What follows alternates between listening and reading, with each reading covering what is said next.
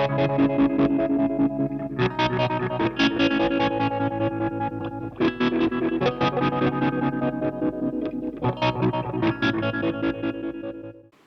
everyone, in this video we're going to be looking at some of the decorating or finishing options for your petals. These are the methods that I've done in the past, and I'll go over some of the pros and cons for each method. So let's take a look, might give you a few ideas on how to decorate your petal. Okay, well let's start with the one that pretty much everyone starts with, and that's enamel, enamel spray cans. These are two different types, that's a sparkle finish and that's just a flat enamel. So basically the process that I used for this process is to put a base coat of etch primer, two base coats of etch primer. You sand them back in between coats. You sand back every coat in between. So even with the top color coat, you still sand it back, and then you put before you do your next coat.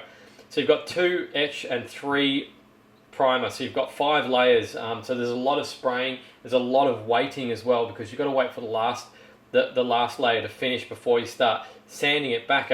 Obviously, it'll start pilling and it won't look very good. So there's a very long waiting period, and that's kind of why I don't do enamel anymore. The positive for enamel is that you can get it anywhere. You can get it at your hardware store, and I wouldn't say it's inexpensive. I'd actually probably say it's actually one of the more expensive options, because a can of spray doesn't go very far. You might get maybe, if you put it on thick, you'd probably get maybe 5 petals with it. You're stuck with the same color for a while, but that kind of applies with most finishing options. So this is my first petal that I ever built. Actually turned out quite well. As you can see, the finish, I mean, this is like an 8-year-old petal and it's actually still in pretty good condition.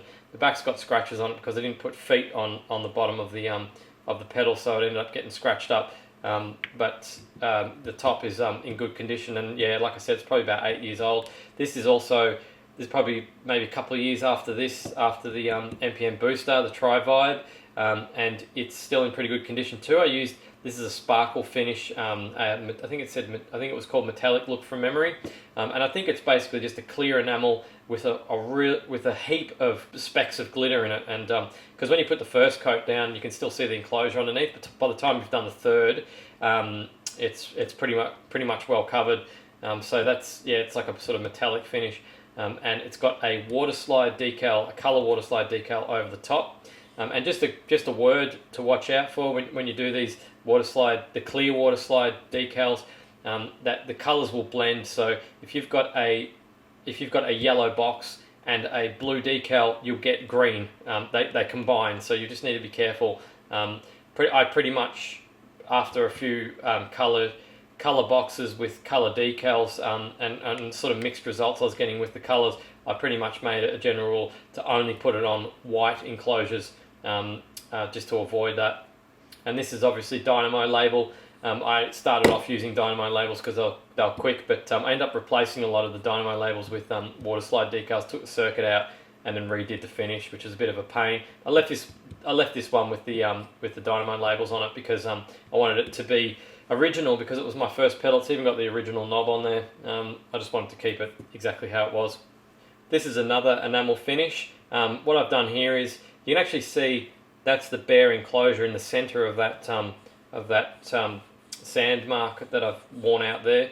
You can see the enclosure. Then that dark grey is actually the etch primer. Then the white is enamel, and then the yellow is enamel, and then the red is enamel. So you can see what I've done. I've just layered it on and then just sanded the hell out of it, and it gives it this sort of old look. It looks really cool. It's enamel's the only finish that I'm pretty sure the only finish that you can actually do something like that with, and it comes up pretty good. It's one of my more eye-catching enclosures actually, and I get comments on it all the time. It's also a good way of using up enamel spray cans if you're sick of the same color, or you've bought a whole range of spray cans, or some of them are getting low. You can just you can use them up, use the last part of the can up and do something like that. This is another enamel enclosure, and this is actually just hand painted on with the paintbrush. Not very good with the paintbrush, as you can see. Did a bit of a rough job on it, but painting with paintbrushes is another option. Some people do it. If you're good at painting with like actually painting by hand, then that could be a good option for you. it's always respected when you see someone that's done a good graphic with paints, because they are quite tricky to use, and you end up with a piece of artwork instead of just another cranked out pedal with the decal on the front. This is the chime amp that I built, and I just used a Sharpie to draw on it. You can use a pen if you want. I actually think it's got more. I like this option better than something like a Dynamo label, because it's just got more character, and you end up with only one of these types of pedals.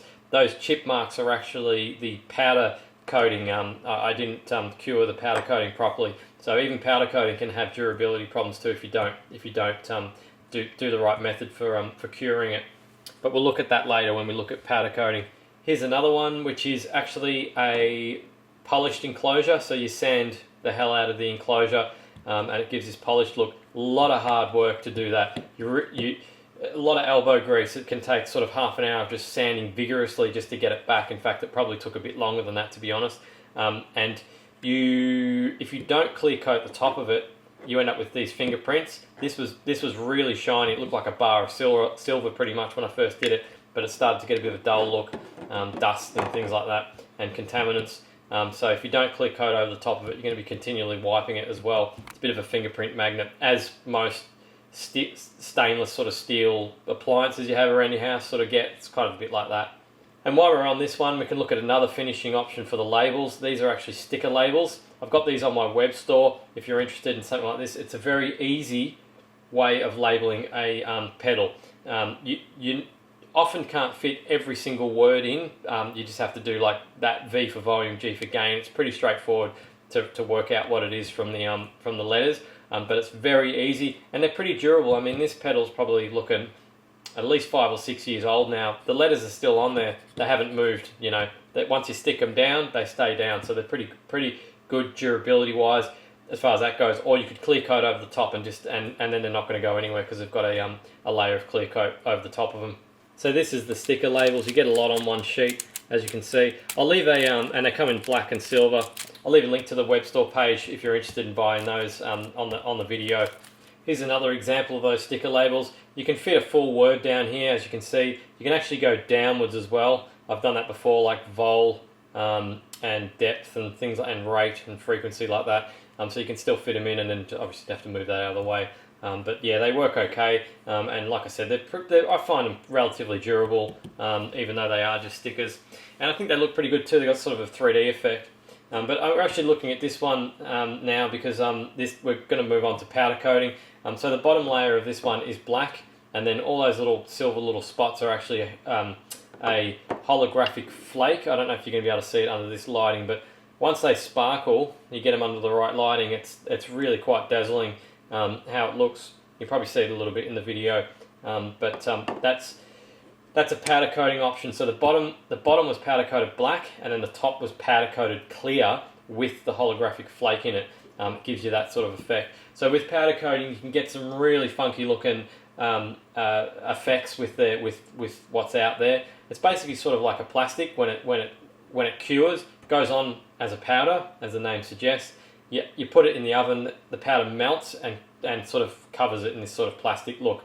I find the clear with powder coating is probably the second best clear method I've found so far. Enamel's probably the worst, obviously, and then powder coating, and then another method which we'll look at in a moment. So here's another one that's been powder coated. I'm going to go into why you need to use a laser jet decal in this, just briefly, because it is important. So just bear with me, I'll just give you a quick explanation. You have to use a laser jet water slide decal when you do powder coating, because with an inkjet water slide decal, the ink out of an inkjet is water soluble, and you have to soak a water slide decal in water to get the back adhesive off. And if you did it with inkjet, it would just run into the water. So you have to spray the inkjet with an enamel clear coat before you put it in the water. That enamel clear coat will burn in the toaster oven, so you can't use inkjet, an inkjet water slide when you're using powder coating. You have to use a laser jet water slide, because laser jet doesn't dissolve in water, so you don't have to add that extra coat of enamel. Hope that makes sense. But just remember, if you're using powder coating, make sure you use laser jet. Don't use inkjet because it won't work. It'll burn in the toaster oven. If you're actually thinking about doing that, I've just saved you about 4 hours of pain and heartache because I did that a few times. I had to strip the enclosures back and restart them again, and it was quite frustrating until I worked out actually what was causing it. So this is obviously a laser jet decal. There's no browning on the label, as you can see. It's white because I've used the laser jet decal, and it's on a white powder coated enclosure, and it's got a sparkle in the top clear coat as well. That's what those little grey dots are. It looks like it's dusty. That's because the holographic flake is a silver colour. They're tiny little silver specks, so it kind of looks like it's a bit dusty. But you get it under the right light, and it will sparkle. It looks really good. Here are two more powder coated petals. These are little 1590As.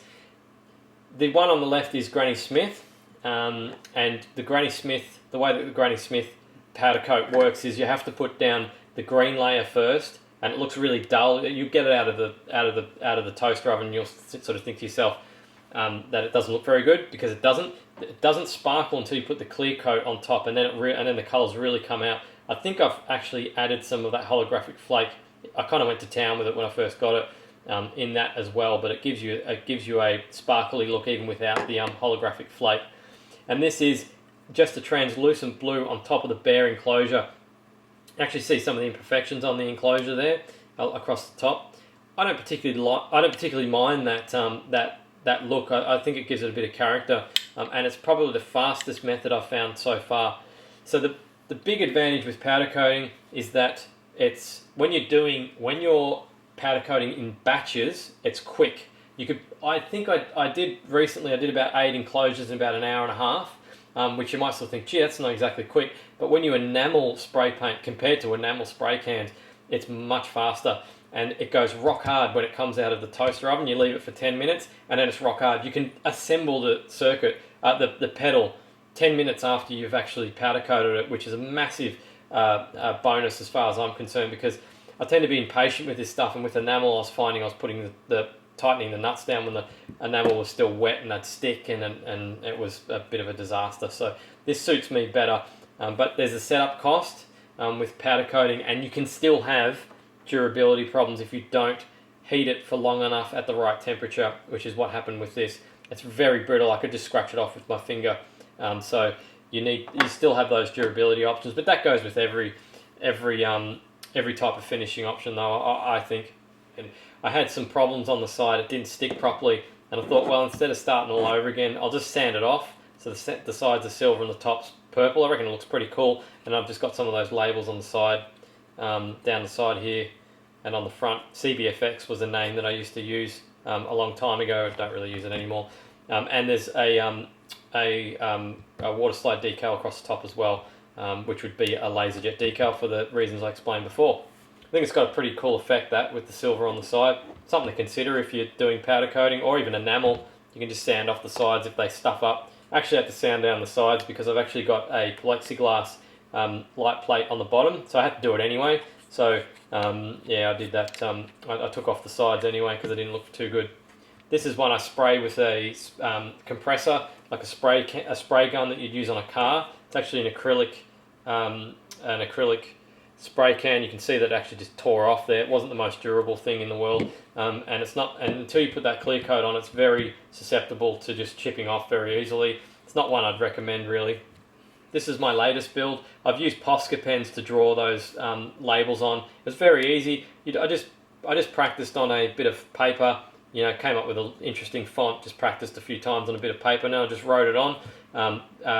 You don't have to be an artist to do that. I mean, look, you know, I've just doodled down the bottom here as well. I don't know what they are. I was just mucking around. I was actually testing to see the Poscas blend, which they do. You can see there it's blended together, the white and the blue. So you can draw a picture if you're good at art. You can draw a picture, and it looks really good. Some artists actually use Posca pens to do that as well. And then on top we've got an epoxy resin. As you can see, it's incredibly glossy. It's one of the best gloss looks I've done so far, and I'll definitely be doing it again. But it's another process, and there's a knack to it. to get it right. You have to mix the ratios correctly, otherwise it'll never dry. It'll stay sticky forever, pretty much, or it'll just take 10 years to harden instead of 24 hours. So you've got to use the exact right proportions. So small batches are hard to accurately measure, both the hardener and the resin together. So you have to, I think the next time I do it, I'm going to do a batch of petals in one go, just so I can mix up a whole big batch, and then I'll know that it'll be accurate. I won't have a problem with it, hopefully. So you can have issues with it, and it also is susceptible to dripping. That's something that I still haven't worked out how to fix yet. But it's all these things are a process. You get better at them. But I mean, I don't really, to be honest, I'm not really that fussed about the sides, as long as the top looks good, and it looks very good. So there's a couple of methods I've done in the past. As you can probably see, you're limited really only to your creativity, and just pick the method that's right for you, the one that sounds the best suited to your needs. If you're only going to do a couple of petals, you're probably only going to want to get a couple of spray cans and do it that way. If you've been in the hobby for a while and you're thinking about knocking it up a notch, get a powder coating gun. I really like the powder coating option. It works well for me. I do a run of 10 in a go, spend a couple of hours, get them all done, and then I don't have to worry about painting enclosures again for quite some time. For inspiration, go to the forums and have a look at the build reports. Mad Bean and Do-It-Yourself Stomp Boxes both have a really good build report section. Go and check out what the other people are doing. And I hope I gave you some ideas and some inspiration. Thanks for watching. Don't forget to subscribe for more videos. Cheers.